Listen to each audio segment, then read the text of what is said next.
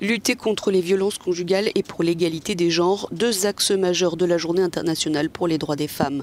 Au Portugal, une minute de silence a été observée hier au Parlement. Le pays avait décrété son premier jour de deuil national en hommage aux victimes de violences conjugales, après un 11e féminicide depuis le début de l'année.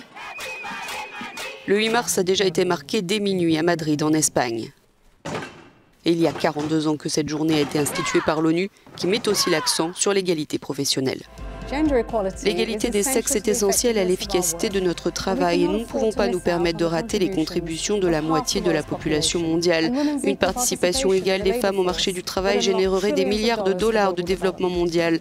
Soyons clairs, nous ne pouvons pas construire l'avenir que nous voulons et atteindre les objectifs de développement durable sans la pleine participation des femmes.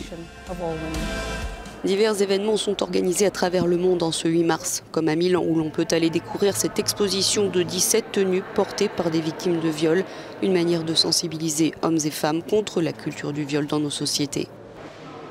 À Rome, Madrid, Paris, Bruxelles, Moscou, Athènes, Istanbul ou encore Sao Paulo et dans des centaines d'autres villes, des marches pour les droits des femmes doivent émailler cette journée symbolique de lutte permanente. En France, 30 féminicides ont été comptabilisés depuis début janvier. Au Salvador, les femmes doivent encore se battre pour le droit à l'avortement, considéré comme un crime, même après un viol.